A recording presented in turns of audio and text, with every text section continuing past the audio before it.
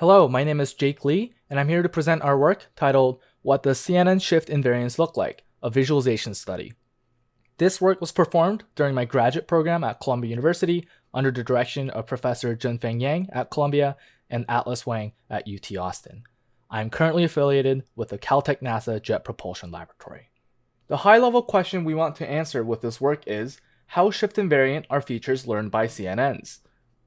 We care about features learned by CNNs because feature extraction from pre-trained neural networks is a popular method for transfer learning. Extracted features can be used as general representations of the image content, which can then be used for other tasks such as classification in different domains, content-based image retrieval, and novel image detection. We care about the shift invariance of these features because some of these tasks require it. For example, for content-based image retrieval, two images that are shifted by 1 pixel should map to very similar, if not identical features, so that one image can retrieve the other.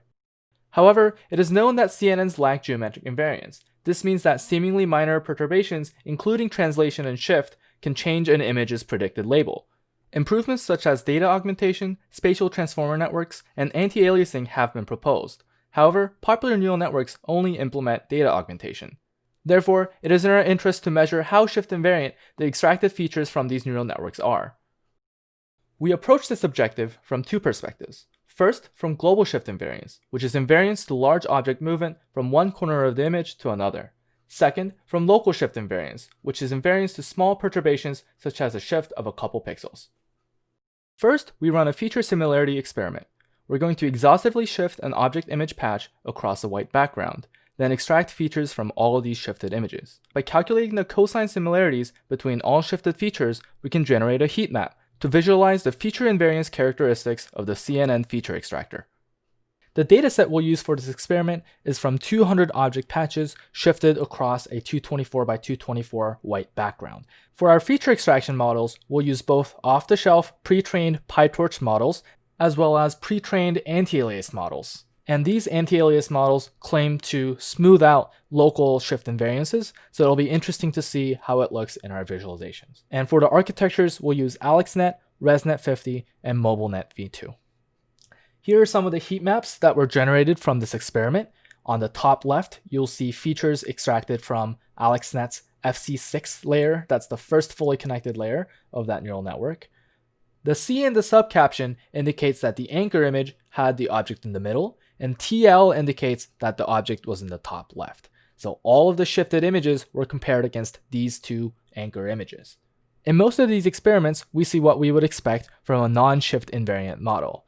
The cosine similarity decreases as images are shifted further and further away from their anchor point.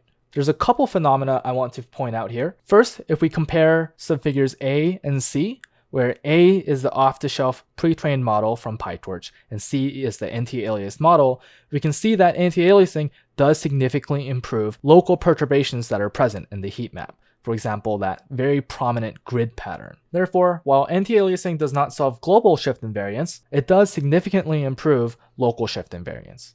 Additionally, we can see a bias for the x-axis on these heat maps. This means that the features of objects shifted horizontally are more similar than the features of objects shifted vertically. While we're able to visualize the similarity of these features, it doesn't say anything about the content of these features. Therefore, we run a second experiment, the feature separability experiment, to quantify how separable these features are for future downstream machine learning tasks. We try to classify between objects on the top and bottom halves of the frame, as well as the left and right halves of the frame.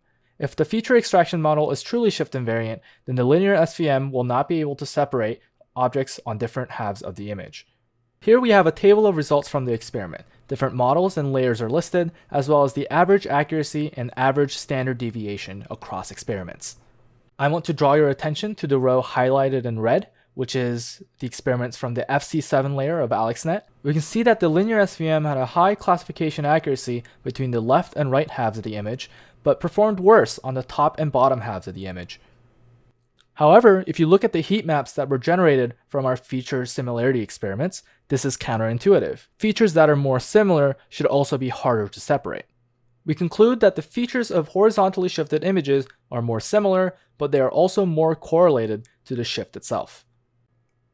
Finally, we have the feature arithmetic experiment.